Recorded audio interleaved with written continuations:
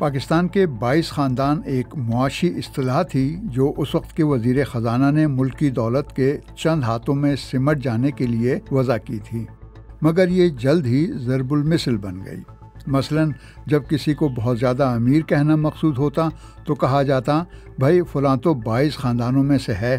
حتیٰ کہ عام بول چال میں بھی 22 خاندان کی اصطلاح نے مذاق یا طنز کے طور پر رواج پا لیا تھا۔ تو پاکستان کے یہ انتہائی دولت مند خاندان کون سے تھے؟ دولت کتنی تھی ان کے پاس؟ کیا اب بھی ویسی ہی فراوانی ہے ان کے ہاں؟ جاننے کے لیے سنیے BBC ریڈز، جو صحافی عبداللہ نیازی اور وقار مصطفیٰ کی تحریر پر مبنی ہے۔ میں عمر آفریدی ہوں۔ آپ سن رہے ہیں BBC ریڈز۔ یہ 1968 کی بات ہے۔ تب ڈاکٹر محبوب الحق پلاننگ کمیشن میں چیف اکانومسٹ تھے۔ انہوں نے کسی خاندان کا نام نہیں لیا تھا، بس 22 خاندان کی اصطلاح علامتی طور پر استعمال کی تھی۔ ان کے نزدیک یہ اس معاشی نظام کی جانب اشارہ تھا جس میں قومی دولت غیر متناسب طریقے سے محض چند ہاتھوں میں سمٹ کر رہ جاتی ہے۔ مگر محبوب الحق کے اس بیان کے بعد جہاں محققین ان 22 خاندانوں کی کھوج میں لگ گئے، وہیں عوام کے ذہنوں میں یہ اصطلاح پاکستان کے امیر ترین طبقے کی علامت بن گئی، اور پھر عرصہ دراز تک پاکستان میں عوامی یا سیاسی سطح پر جب بھی دولت کے چند ہاتھوں تک محدود ہونے کی بات ہوتی، اس کی بازگشت سنائی دیتی۔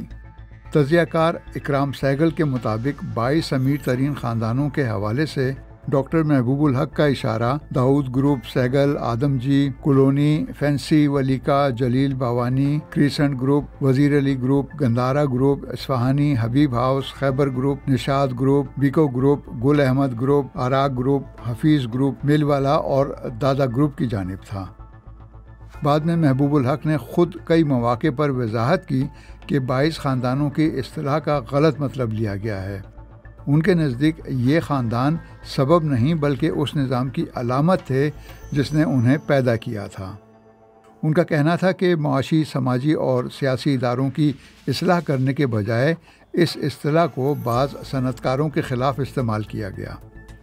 مگر پاکستان میں ان مبینہ 20، 22 یا 30 امیر ترین خاندانوں کا تذکرہ کسی نہ کسی صورت میں ہوتا رہا ہے۔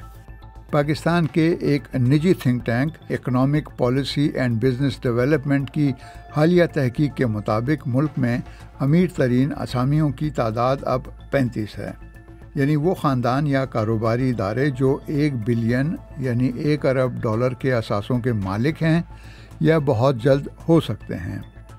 دلچسپ بات یہ ہے کہ ان 35 امیر ترین اسامیوں میں پچھلی دہائیوں کی صرف 5 ہی اسامیاں شامل ہیں۔ سوال یہ ہے کہ ماضی کے ان 22 یا 30 رؤساء میں سے باقی کا کیا بنا؟ وزیر خزانہ محمد اورنگزیب کے مطابق پاکستان کی مجموعی سالانہ آمدنی 9.4 کھرب روپے ہے، جبکہ معیشت کے 50% سے زیادہ اعداد و شمار ہی دستیاب نہیں ہیں۔ یہی حال زمین کی ملکیت اور نجی کاروبار سے متعلق تفصیلات کا ہے۔ اسی لیے ماضی میں جن امیر ترین خاندانوں کے نام سامنے آئے وہ محققین کی ذاتی کاوشوں کا نتیجہ تھا۔ EPBD کی رپورٹ کے مطابق پاکستان میں کم سے کم 20 کاروباری گروپ ایسے ہیں جن کے پاس سب سے زیادہ دولت ہے، جبکہ 20 گروپوں کے ڈالر ارب پتی کیٹیگری میں شامل ہونے کے روشن امکانات ہیں۔ اس فہرست میں شامل بعض کمپنیاں کسی خاندان یا گروپ کی نجی ملکیت میں نہیں ہیں۔ مثال کے طور پر پہلے نمبر پر فوجی فاؤنڈیشن ہے، جس کے چیف ایگزیکٹو نے گزشتہ برس دی پروفٹ میگزین کو دیے گئے انٹرویو میں کہا تھا کہ یہ ایک فلاحی ادارہ ہے جو مختلف کمپنیاں چلاتا ہے اور منافع شہداء کے خاندانوں کی فلاح و بہبود پر خرچ کیا جاتا ہے۔ اسی طرح اس فہرست میں یونیلیور اور برٹش ٹوبیکو نامی ملٹی نیشنل کمپنیاں بھی شامل ہیں۔ میزان بینک کی ملکیت ایک کویتی ہولڈنگ کمپنی کے پاس ہے، جبکہ ابھی بینک لمیٹڈ یعنی HBL Aga Khan fund for economic development کی ملکیت ہے۔ ان 5 کمپنیوں کو چھوڑ کر بقیہ 35 خاندان یا تو ارب پتی ہیں یا کچھ عرصے میں بن سکتے ہیں۔ ان بڑی اسامیوں میں چند ایسے نام بھی ہیں جن کی کوئی پبلک لسٹڈ کمپنیاں نہیں ہیں، مثلا جنگ گروپ کے میر شکیل الرحمان اور لیک سٹی کے مالک گوہر اعجاز۔ البتہ ان کی دولت کا تخمینہ ان سے بات کر کے یا اندازوں سے لگایا گیا ہے۔ ماضی کے امیر ترین خاندانوں میں سے جو نام حالیہ فہرست میں شامل ہیں ان میں ہاؤس آف حبیب کے مالک رفیق حبیب کے گروپ کی مارکیٹ کیپٹلائزیشن 1.2 ارب ڈالر ہے۔ اثاثوں میں حبیب میٹرو بینک شامل ہے۔ دوسرا نام الحبیب بینک کے مالک عباس حبیب کا ہے۔ اس بینک کی مارکیٹ کیپٹلائزیشن 743 ملین ڈالر ہے۔ داؤد خاندان بھی حبیب خاندان کی طرح ایک پرانا نام ہے۔ یہ اینگرو کارپوریشن کا مالک ہے جس کی مارکیٹ کیپٹلائزیشن لگ بھگ 2.39 ارب ڈالر ہے۔ تقسیم ہند کے بعد اس خاندان نے کاروبار پاکستان منتقل کیا، مگر اسے مالی طور پر 2 بڑے دھچکے سہنا پڑے۔ ایک جب بنگلہ دیش بنا اور اسے وسیع کاروبار سے ہاتھ دھونا پڑے، دوسرے جب بھٹو دور میں نجی مالیاتی اداروں اور صنعتوں کو قومی تحویل میں لے لیا گیا۔ جنرل ضیاء کے اقتدار پر قبضے کے بعد احمد داؤد امریکہ سے وطن لوٹ گئے اور نئے سرے سے کاروبار شروع کر دیا۔ اس وقت داؤد فاؤنڈیشن کے سربراہ احمد داؤد کے بیٹے حسین داؤد ہیں۔ تجارت کے ساتھ اس خاندان نے سیاست میں بھی قدم رکھا اور رزاق داؤد وزیر تجارت رہے۔ ایک اور پرانا اور 22 خاندانوں میں شامل نام منشا گروپ کا ہے جس کے سربراہ میاں منشا ہیں۔ منشا گروپ کی ملکیت میں مسلم کمرشل بینک، MCB اسلامک، نشاط ملز اور ہنڈائی کی گاڑیاں اسمبل کرنے والا پلانٹ نشاط موٹرز وغیرہ شامل ہیں۔ سہگل خاندان کی مالی اہمیت سن 68 کے مقابلے میں کم ہونے کے باوجود اب بھی یہ ایک بڑا کاروباری گروپ ہے۔ اس خاندان کو بھی بھٹو کی نیشنلائزیشن پالیسی سے نقصان پہنچا تھا اور یونائٹڈ بینک ان کے ہاتھ سے نکل گیا تھا۔ امیر ترین خاندانوں کی ابتدائی فہرستوں میں سید واجد علی کے خاندان کا ذکر بھی تھا جو سید بابر علی کے بڑے بھائی تھے۔ بابر علی اپنی آپ بیتی میں لکھتے ہیں کہ ان کے والد سید مراتب علی ہندوستان کی تقسیم سے پہلے لاہور کے سب سے بڑے تاجر تھے اور ان کے پاس انگریز فوج کی کینٹینوں اور جوتے بنانے کا کام تھا۔ سید واجد علی کا خاندان آج تک ٹریٹ کارپوریشن کا مالک ہے جو بیٹریاں اور ریزر بلیڈ بناتا ہے، جبکہ بابر علی پیکیجز گروپ کے ساتھ دیگر کاروباروں کے بھی مالک ہیں جن میں نیسلے پاکستان اور لمز یونیورسٹی شامل ہیں۔ تو پاکستان کے باقی 17 رئیس ترین خاندان کیا ہوئے؟ پائڈ یعنی Pakistan institute of development economics کے چیئرمین ڈاکٹر ندیم الحق کی تحقیق کے مطابق اگرچہ ان خاندانوں کا شمار اب بھی امیر طبقے میں ہوتا ہے مگر ملکی معیشت میں ان کی مالی قدر کم ہو چکی ہے۔ شاہد رحمان کی کتاب ہو اونس پاکستان میں ہے کہ سقوط ڈھاکہ کے فوری بعد ذوالفقار علی بھٹو کی نیشنلائزیشن نے ان 22 خاندانوں میں سے زیادہ تر کی کمر توڑ کر رکھ دی تھی۔ محمد صدیق بلوانی کی کتاب میں نے دیکھا سقوط ڈھاکہ کے مطابق بنگلہ دیش بننے کے نتیجے میں داؤد، آدم جی، اصفہانی، عباس خلیلی سمیت 16 خاندانوں کا زیادہ نقصان ہوا۔ پھر گل احمد، آدم جی، بوانی، دادا بھائی اور داداز اگلے 25 سالوں تک ایک بھی بڑا صنعتی منصوبہ شروع نہ کر سکے۔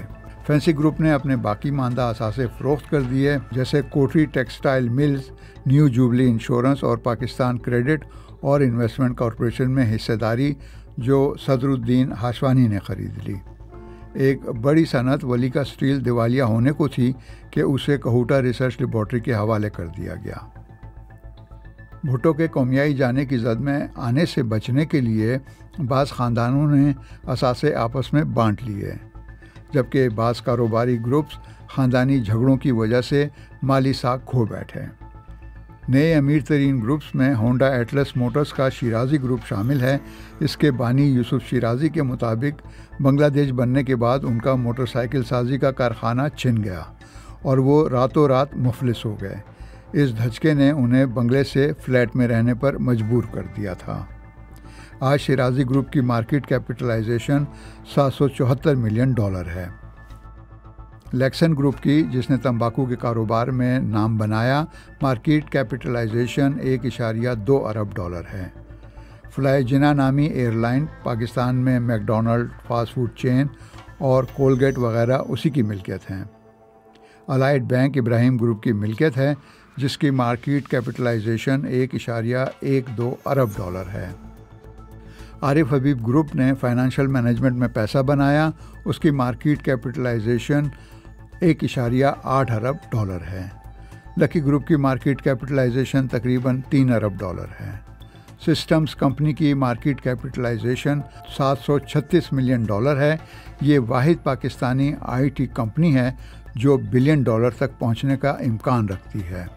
ان کے علاوہ فاطمہ گروپ سابق وزیر خزانہ مفتاح اسماعیل کے خاندان کی اسماعیل انڈسٹریز، ریئل اسٹیٹ سے وابستہ گوہر اعجاز اور علیم خان شوگر ملز مالک، جہانگیر ترین ٹیکسٹائل کی دنیا کا بڑا نام US گروپ یا تو $1 ارب پتیوں کی فہرست میں درج ہو چکے ہیں یا ہونے کو ہیں، مگر پاکستان کی ایک نامور کاروباری شخصیت کے مطابق یہ فہرست اندازہ لگانے کی حد تک تو ٹھیک ہے اور محدود وسائل میں کافی کچھ بتا گئی ہے، لیکن اس معاملے کا مکمل احاطہ ممکن نہیں ہے، اس لیے اسے کلی طور پر درست نہیں مانا جا سکتا۔ پاکستان کی معاشی تاریخ کا ایک بڑا المیہ یہ ہے کہ آج تک یقین سے نہیں کہا جا سکتا کہ اس کے امیر ترین لوگوں میں کون کون شامل ہیں، ان کے پاس کتنی دولت یا اثاثے ہیں، اور امیر ترین پاکستانیوں کا سب سے غریب کتنے ملین یا $1 بلین کی آسامی ہے۔ BBC reads. BBC ریڈز کے ذریعے ہماری یہی کوشش ہے کہ BBC اردو کی ویب سائٹ کی وہ سٹوریز جن میں آڈینس کی دلچسپی زیادہ نظر آتی ہے انہیں اور بھی زیادہ لوگوں تک کیوں نہ پہنچایا جائے۔ تو ہم پڑھیں اور آپ سنیے، اور اپنے دوستوں اور ساتھیوں کو بھی سنائیے۔